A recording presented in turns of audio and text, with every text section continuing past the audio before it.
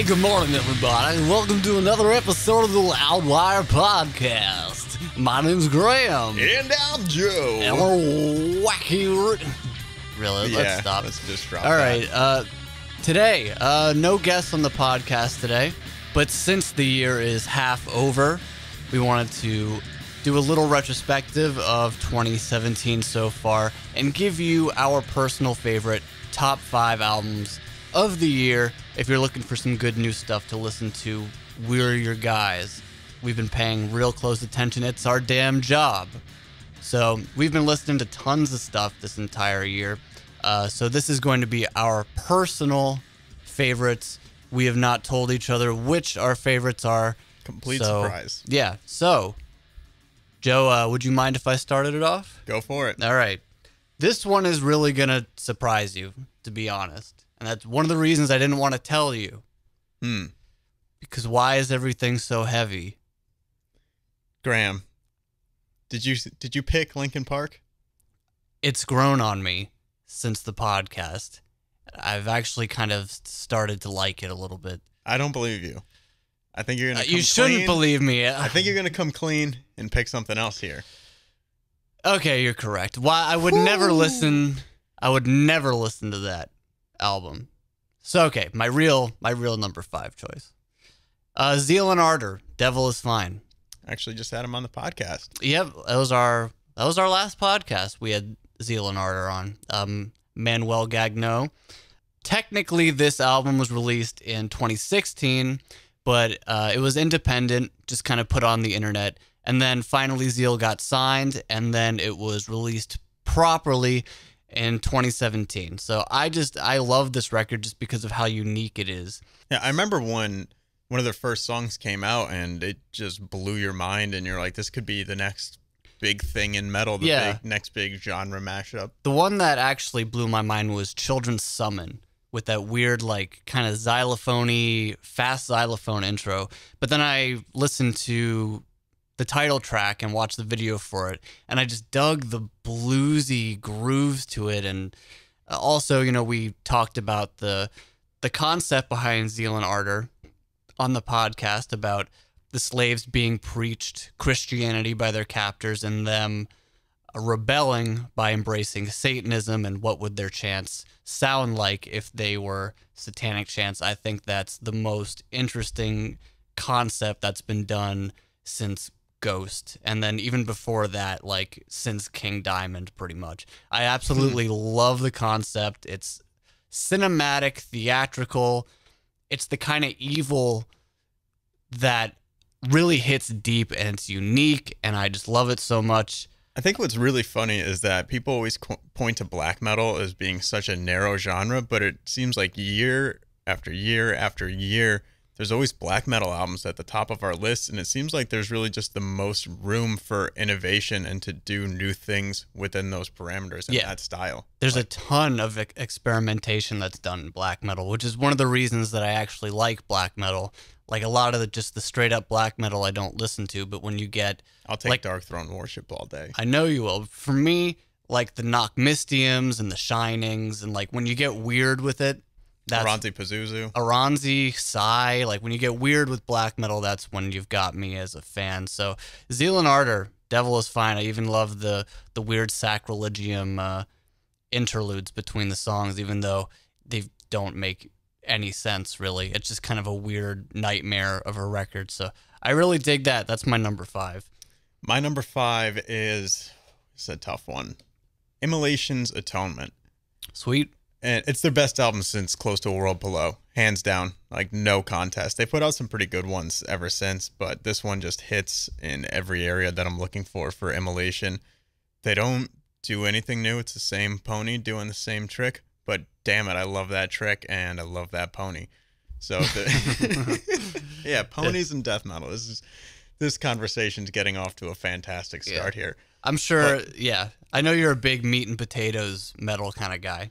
I think Immolation are a little bit more than meat and potatoes, though. If you look at Bob Vigna's picking style, he does a lot of this weird discordant up picking, and it kind of sounds like he just dropped the needle on the record and played it backwards. for a lot of the way that a lot of the riffs move. And it was funny when they opened for Max and Igor Cavalera for that Return to Roots tour. they were on that bill, and it was funny watching kids try to figure out how to mosh to Immolation because they're used to, the little bit more of the low slung, simple grooves of like Sepultura's roots, and then you just get this weird, awkward, clumsy type riffing, and yeah, there's really nobody in the pit. Those kids couldn't figure it out. And all right, that does it for me. all right.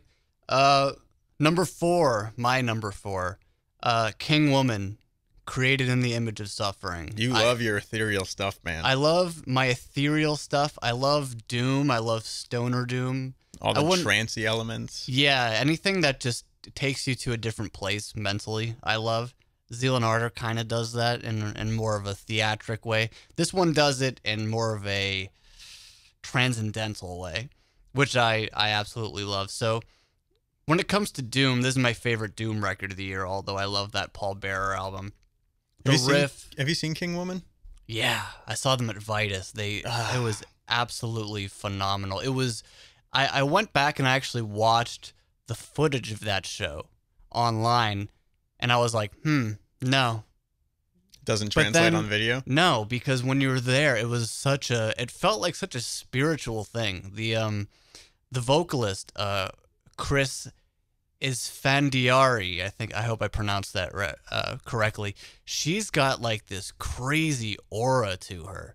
She's like got this powerful spiritual aura. She like walks into a room and you're like, it's like this warmth to it. And then she's always kind of like checking in on her bandmates to make sure like if they need anything when it comes to like the sound and the monitors and stuff. And she's like very motherly towards them. And she's got like this real feminine energy that she projects. And she also kind of spends a lot of time walking through the crowd in her trance. She kind of gets into a trance when she plays, so you can sort of feed off that energy from her, and she's just totally out of it, like in another spiritual realm.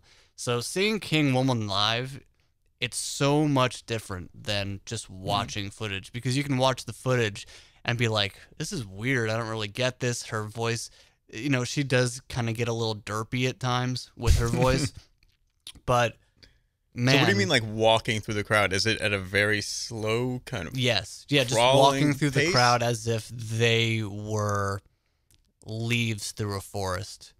Just walking through them, just walking, like, not really like shoving them, but just walking through them and like brushing up against them as they gently move out of the way to let her just carve her own path in the crowd.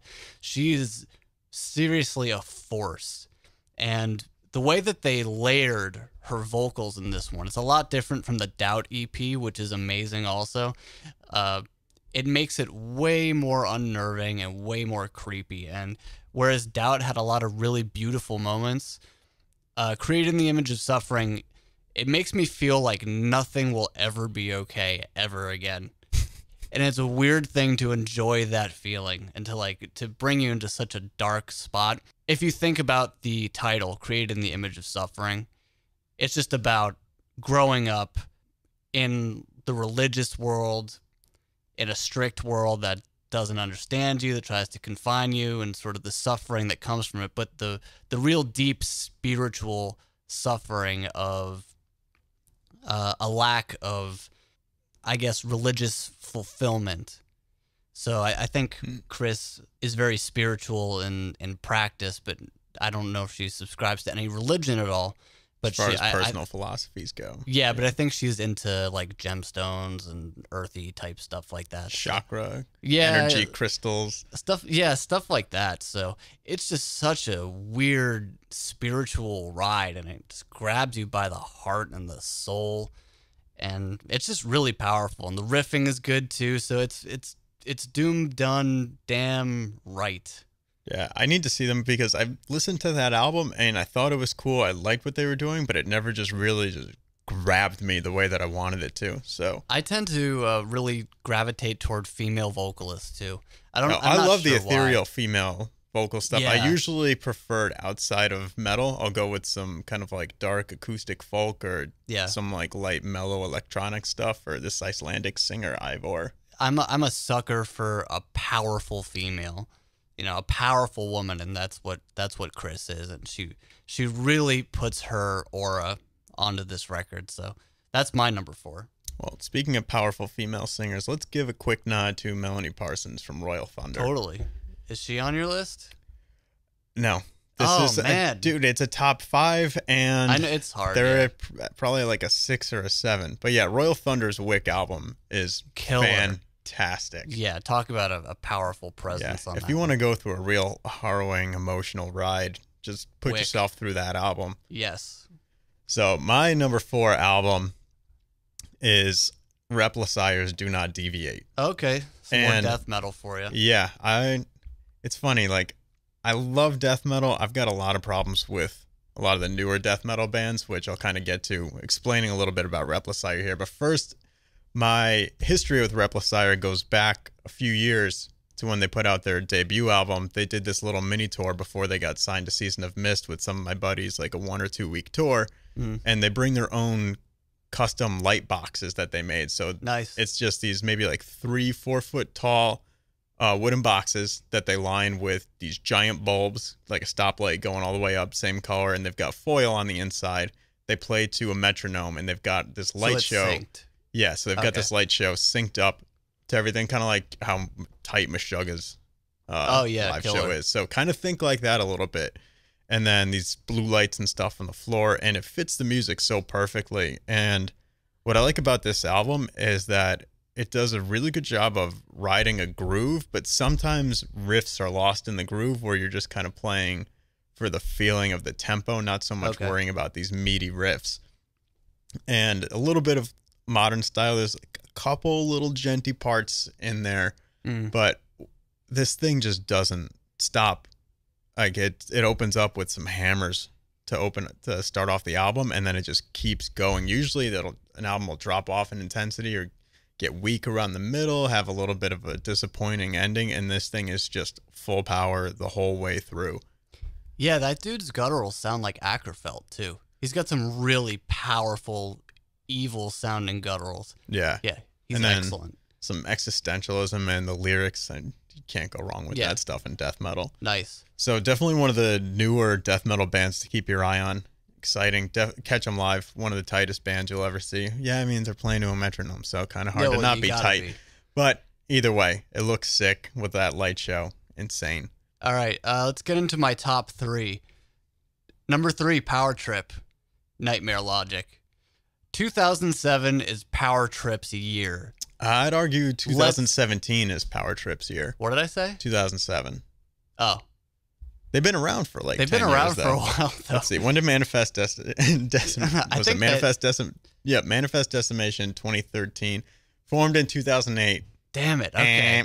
Anyway, 2017 is Power Trip's year. And the year's only half over. But try all you want. There's not going to be a band that just breaks out and not even close. Slams everybody to the wall and demands that you listen to their damn record. They're like blowing every headliner off the stage that they're on tour with. Yeah, we saw them with Napalm. Slaying them. Power Trip blew Napalm Death off the stage, which is kind of impossible to do because they're an incredible live band. Barney's a freak. I love them. They're one of my favorite live bands. But it was Black Dahlia Murder, Napalm Death, Pig Destroyer, and Power Trip. And you were there. Would you say Power Trip had the best reaction? Power Trip had the best set that night. Yeah. And that was the first time I ever actually heard them. I had no idea who they were. And then they played that new stuff, and the crowd went insane. They went off. A girl stage dived and broke her wrist on the ground. She commented on one of our YouTube videos once. Yeah, hi, if you're listening. Hope your wrist is healed. Yeah. Since back in November. But then they played our showcase in Austin, too, and they killed that room. This band is going to be one of the greatest pit bands in thrash or just metal history when it's all said and done. Yeah, like one of the best pit bands ever. You look up footage of thrash bands in the 80s, like right as the style emerged, and you see people stage diving for a half hour straight, crowd surfing nonstop. You look at that old Exodus footage or that old Slayer footage when it's just them in a little club. That's the energy that Power Trip has. Yeah, I don't see any band getting a reaction like this live anymore. A lot of people True. are content to just stand there and clap after the song is over, maybe give a little woo. And I don't know. I've been seeing a lot of kind of just deflated rooms lately. Yeah, Power Trip is reaching Converge levels. They're reaching Dillinger Escape Plan levels of fans just going ape shit. Yeah, you put them on a stage, everybody will mosh. They kill. And this is not a diss of them, but it's total knuckle dragger thrash. Complete knuckle dragger thrash. I mean, that's the best kind. Executioner's Tax, Swing of the Axe, the Firing Squad. It's just the... And you know what? This is the first great album that we get out of this political maelstrom that's going on right now. All of this is a direct reaction to everything that's going on around the world regarding power, greed, money, and politics. But done in a way that's a total, like, mouth breather kind of metal. Yeah, like, it rules. There's no room for complaining here. It's not like the intellectual Napalm Death sort of political way to make territorial a record. Pissing contest. Yeah. Great line. But then there's like songs Sickens like Waiting my Around nerves. to Die. That's just about, you're wasting your life. Like, that's kind of a philosophical, and that's as philosophical as it gets, is you're wasting your life and it pisses me off. Yeah. That's as deep as it gets. But if you have holes in your sweatpants, this album is for you. Yeah. I mean, it's just such a fun album, and it made me excited about thrash again. Thrash, I mean, a lot of people are really excited about, say, the new Havoc record, or, the last Megadeth record, or the last Anthrax record, or the last Metallica record. The snare drum, the entire time, every hit, it's just like, you feel like you're in a concrete 8x10 room with a snare drum just ricocheting off the walls. It's so big. If you ever see that old Pantera footage of when you showed me when this. they pump up Vinnie Paul's snare drum at certain times, that's what it sounds like the entire record. It's just a complete... Might have something to do with not using drum samples. Dude, what a novel idea. Recording a kit as it sounds. It's one of the biggest sounding thrash albums in a long time. It is the best thrash album released since Municipal Waste, The Art of Partying 10 years ago. The best, in my opinion. There's been a couple Vector albums. Don't forget those. Those Vector Black albums Future are was all right. 2009. All right. I think that's a pretty good holy trinity of thrash for the last 10 years. Art of Partying, Black Future, Nightmare Logic. Yeah, Vector's excellent for Vector's sure. Vector's sweet. But yeah, that's my rant on Power Trip. This is their year, and they're not going to let anyone rip that away from them. Well, speaking of knuckle draggers, got to talk about Dying Fetus. Okay, yeah, some more knuckle dragger stuff, Woo! But in the best way. We're not insulting these people. We love this stuff. Yeah. So, wrong one to fuck with. Get ignorant, yo. Yeah. I got to ask John Gallagher how he manages to play guitar with his knuckles on the floor. It's got to pose quite a challenge. Yeah. But I like Dying Fetus a lot. Killing on Adrenaline is one of the best albums ever made. Say what you want about the production. I like the production on Killing on Adrenaline. It's got that ridiculously dumb, boomy bass, and it's a little muffled, but you could hear the groove really well. Drums sound like drums again. I don't know why this has to be brought up, but people just feel the need to replace actual drums with drum samples today. Yeah. So anyway, back to Dying Fetus's current record. Definitely their best one since Destroy the Opposition. Their other stuff has been pretty solid, but I just feel like it's a little bit going through the motions, and this one is a return a little bit to the reckless nature of early death metal. Like, when you talk to some guys like Suffocation, and their song structure is just all over the place in the early days. And you ask them about that, and they're like, yeah, we were just kids. Like, we didn't know anything about writing songs. We just kind of played every riff that we can come up with. And that's what I miss about death metal today. It all sounds a little too sterile, and polished, and definitely way too safe. And Dying Fetus don't play it safe on this one. If you watch that music video for Die With Integrity, trigger warning, and we're not talking about the drums. Yeah. That's the most insane video since Cattle Decap It's the same director. Forced Gender Reassignment. Yeah. Absolute. But you're right. No more safe spaces. And another thing that I really like about this Dying Fetus album, like, again, just going back to that song structure, but they just go through so many different tempo changes and riffs, and you could never really settle into one part for too long. Yeah. And one complaint that I've had about them in the past is that they're a little too linear. The bass really follows the guitar note for note, sweeps everything. And here it feels a little more rounded out. I mean, Beasley's still doing the same thing, like kind of following John on the guitar, but I don't know, for some reason it just packs a different punch. The production is sick. I wish it had a little bit more low end to it, but it doesn't have that slick polish to it like so much other stuff does these days. It's got a nice crunch to it. Yeah. Yeah. I hate digital production. Yeah, but everything's digital. Yeah. There's no such thing as non-digital production anymore. Yeah, well, I like tape. digital production back when computers were using floppy disks. Okay. We'll go with that. Sure. All right, my number 2. I'll be riding the Mastodon on this one. Woo! Emperor of Sand. I was obsessed with this album for It's my number 6. Is it? Yeah. Okay. The early parts of this year, I got this album sent to my inbox by the label, like, no joke, 3 months before it came out. So I had already, like, played it out. Who's coming in? Was it Troy or Bill? Well, Troy and Bill came in, but Troy came in for Gone Is Gone. Yeah. But I played this thing out long before you guys even knew that what it was going to sound like.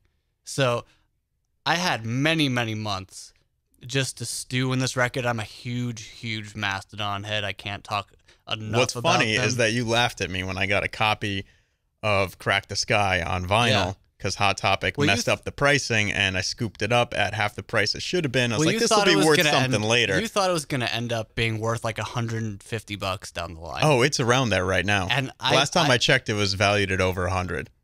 At the time I thought that was complete nonsense. But then I wasn't really into Mastodon back then either. I didn't really get them, I suppose. I liked Remission, and that was about it. Well, that made sense. You're a little more like punk hardcore roots. Yeah. But then I think The Hunter is really the album that grabbed me with Mastodon, and then I just went nuts. And this whole year I've been, even more nuts about Mastodon. And, now I have every single album they've made. This is number 7, and it's probably their best album of the 2010s. As much as I love The Hunter, this one I would say is better because they went back to the conceptual edge, which they do better than pretty much any band around today. Like, name me a band that does better conceptual albums than Mastodon in the 2010s or even the 2000s. Between the Buried and Me, they're up there. But yeah, nobody liked Mastodon. No.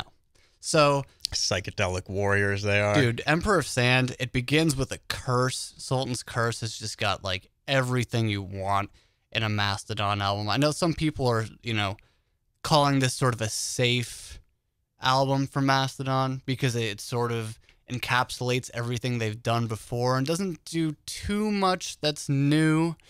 I think it just refines a lot of the stuff that they've done on previous albums. Yeah, it really does collect everything they've done and then morphs it into a new story, which I think is awesome. So it's got everything that I love about Mastodon on it, but the vocals on this, it's their best vocal album. Even maybe not Brent Hinds, because I love a lot of, Crack the Sky. Brent Hinds. Yeah, he stuff. takes a little bit of a backseat on this one. He does. This album was it was all Bill Kelleher who wrote this record. So big riffs always. Troy sounds awesome. Oh, Troy's my favorite singer in that band. My favorite singer is Brent Hinds, and I still love this.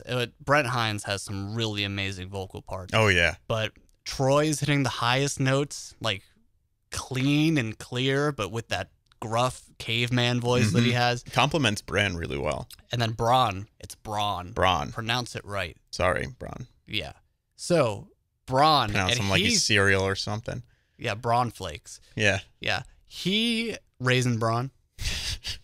He sings like an angel. That's what his mom did. All right. Took you a while. Well done. A little second there. He sings like an angel on this record. On songs like Roots Remain. Oh, Yeah, he he sings sounds like great on an that. absolute angel. See, I think one of the best things about Mastodon is that they have that multiple vocal attack, and that's what so many of the great bands in Yeah. the 60s and 70s had. And then there was a carryover to that with backing vocals in the 80s, and then somehow everyone else in the band just kind of forgot how to sing throughout the decades. Yeah. It's really true. I don't know of any other prominent. What other prominent bands right now? Revocation use it. They use it. They four definitely use it singers. more. They definitely use it more live than that's you can really true. tell in the studio. But you can't tell when Revocation do it because they all sound exactly but it brings the same. so much more energy live when you have a couple Agreed. guys stepping up to the mic. And No, it they're really, killer. It gives a lot more dynamics to an album. Totally. I think one thing lacking right now in the rock and metal space is bands using multiple vocalists. I'd like to hear that more. Absolutely. And Dying Fetus, they got 2 vocalists. Yeah, And they sound it works good. well. Yeah, but Mastodon, they have, Bill doesn't ever sing on records, but he sings live and he does those huge, like, I don't know if you'd consider them gutturals, but like these monstrous. Yeah, the hardcore styled stuff. Man, he just sounds great live. I wish he would put something to tape. I told him that once.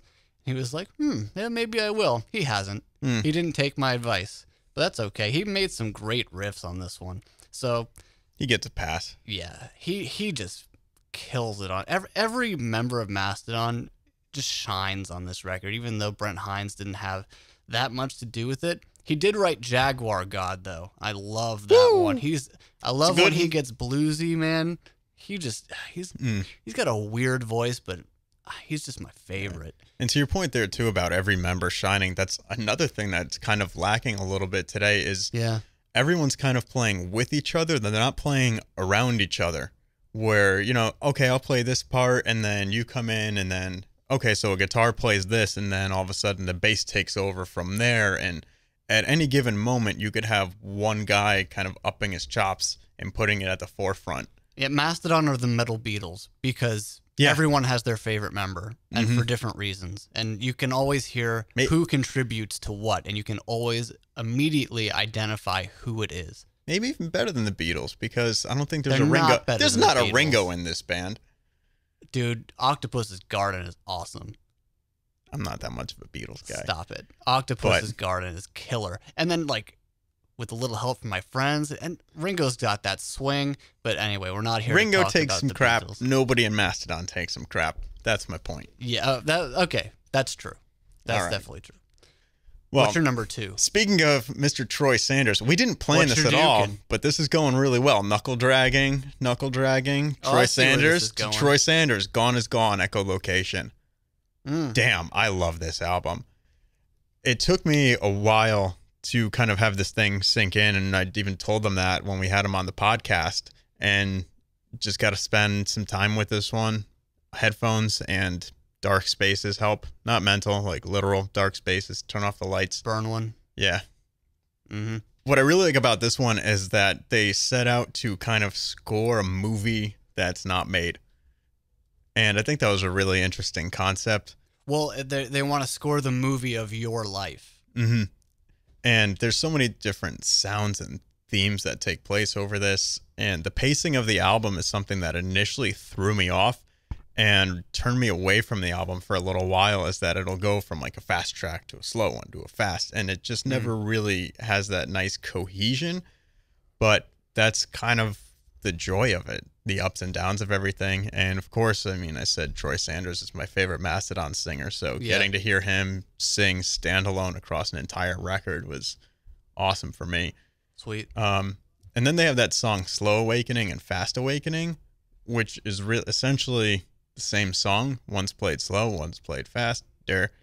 But as Troy told us too, that song is about Slow Awakening is about advice taken, and then the other one is advice given, or maybe flip-flop those two. Okay. One or the other. Either way, that's what's going on there. Nice. But what did you think about that record, Graham?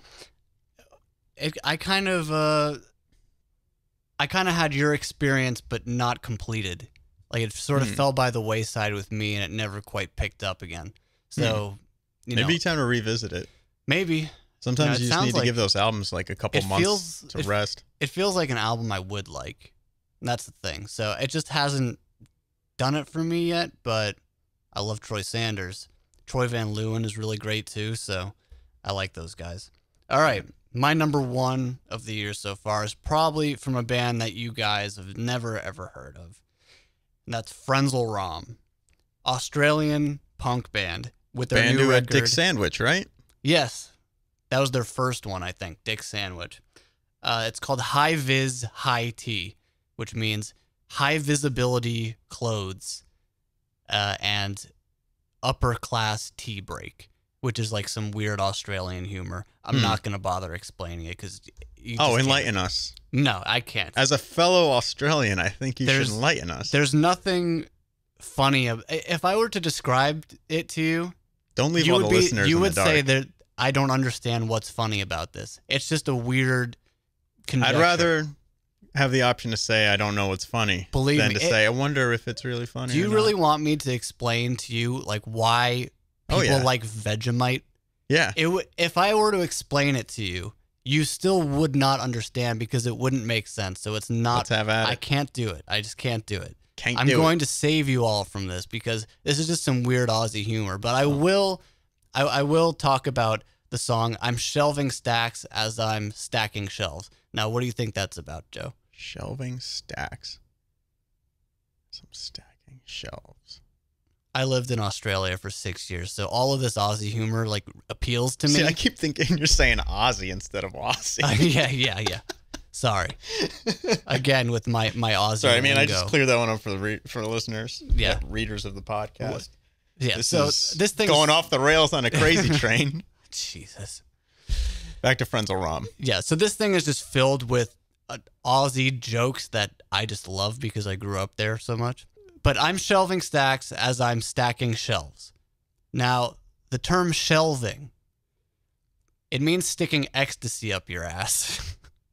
Huh. So he's shelving stacks of ecstasy while he's stacking shelves at a grocery store. So the line is, I'm shelving stacks as I'm stacking shelves, trying to neutralize this living hell. So sticking ecstasy up your ass while doing your crappy stacking shelves job just to get through the day. In like a perfect punk rock. It's a punk rock album, by the way. What's the benefit to just sticking it up the bum versus because when you stick it on the bum, way. And a lot of Australians do this, by the way. It goes into your, it doesn't pass through your liver. So it doesn't get diluted. So it goes like right into your bloodstream, you know? So the ecstasy doesn't have to pass through your liver. So it's a more, I guess a more pure high. I guess you would compare it to snorting heroin versus shooting it up. But yes, many Australians that I grew up with would stack shelves of ecstasy. No, don't you mean shelf stacks? No. Wait. Yes, shelf stacks. Sorry. Yes. I get confused because they keep on going stacking shelves, shelving stacks. But yeah, this is a very normal thing in Australia. It's frowned upon, but it's very normal. Australians love their ecstasy, I'll tell you that. They love their ecstasy. Learned something today, kids. Yeah, but it's just anthemic punk, you know, and along with the humor, it's just a great sort of sick of life kind of punk rock track, which is so many great punk tracks are about being sick of life and wanting something more. And it's just a funny play on it. These guys are basically the Australian NoFX. But NoFX, honestly, I love them to death. NoFX wish they could write like Frenzal Rhomb in the 2010s. Because NoFX, I like that last NoFX record. It's good, but it's not amazing. And like this thing is just completely packed with anthemic punk gems that are completely, they just turn up the melody, they turn up the vocal harmonies, like serious Bad Religion style. If you like Bad Religion, listen to these guys too. So they have songs about real life tracks where the singer went like camping in the jungle and he got a parasitic worm in his brain and he had to get it removed from his brain. It was a pig worm. So he wrote a song about having a pig worm in his brain, and it's legitimate. It's like his Kickstart My Heart. Yeah, exactly. It is like that. There's one about hating how he's not going to his school reunion because he doesn't care about any of you people. But this album is just completely packed full of gems, and I've been absolutely addicted to it ever since it came out, and not because I'm shelving stacks. But I thought you all would appreciate that little insight into the Australian drug subculture. There's another song about actually making pills called Storage Unit Pill Press, and how his life is going to get so much better once he finally gets his pill press and his storage unit. And he's just going to be in there all day with a shirt over his face, making pills for people to shove up their butt. This is what Frenzal Rhomb's about, and I'm unapologetic in how much I love it. So all you Aussies out there, I know you love them too. They've been around forever. They're absolute legends down there. So they keep getting better and better. High Viz, High T. Listen to that record. Joseph? My number one record is Power Trip's Nightmare Logic. Nice. We already talked about that one a lot. Okay, well, I'll share this anecdote, I guess. One of my buddies was over. We were hanging out, and he hadn't heard Power Trip, so I played it for him. May have had a few drinks. Yeah. Maybe. Yeah. And incited a complete bedroom mosh, circle pitting around my spinny chair. Oh, my God. Yeah, it was like college all over again. The life you lead. Yeah. How old are you? I'll be 28 very soon. Jesus. Yeah, dude. Oh, once I'm too old to bedroom mosh, probably won't see my name around here anymore. All right. But let's talk a little bit about that Royal Thunder album, because I know you're a huge fan of that album. I'm a huge fan of that album. We're both huge fans of that band in general. Yeah. And since we're talking a little bit about the King Woman experience live, like seeing Royal Thunder live is... Yeah, Melanie is she's the reincarnation of Janis Joplin. Yeah, when it comes to pain, zero exaggeration on that. Yeah, seriously. I would have loved to see Janis Joplin live. I think she's a goddess, and Melanie Parsons has that same soul and that tone and that just absolute devastation when she's singing. You just can't help but shed a tear. It's just so powerful. She's phenomenal. I can't say enough about her. Like when they played that encore, so they played the song Plans off the new album. God damn. Everybody walked off the stage. It was just Melanie and their guitarist, Will, who just strums on these awful, rainy chords. And you feel like you just want to curl up into a ball and die. And then it gets worse. Yeah. Because Melanie just belts out the most heart-wrenching vocal take you've ever heard in your life. And she's laying her emotions bare in front of everybody. And her and Josh Weaver from the band used to be married. They're divorced now. They're in the same band, and there's a lot of stuff about Please Come Back in this song. She said it's not about him, but we were all looking at each other going, hey, I think I know what that one's about. That heartbreak is not simulated. And then after that song, it's just she's ripping through this vocal, and then show's over, and you're like, everyone was really moved by it, but really uncomfortable by how raw they were stripped in that room. Just emotionally wrecked. Everybody was completely stripped to their nerves. I feel like I got broken up with and my dog died. Yeah, exactly. She just has that power to move you in that way that I feel like I was moved by Janis Joplin. So listen to her, man. Just listen to her. And then that the previous album, Crooked Doors, again, phenomenal. Yeah, I'm not sure if that one or Wick is my favorite. I need some more time with Wick. I need to put it away for a couple months and then come back to it, see if I still feel the same exact passion that I felt when I first heard it. Sure. Because sometimes you could wear those albums out, or you can get really high on an album at first, and then you go to listen to it a year later, and you're like, meh, yeah, it's good. Crooked Doors still sticks with me to this day. I can still listen to Crooked Time Doors. Machine? Yeah.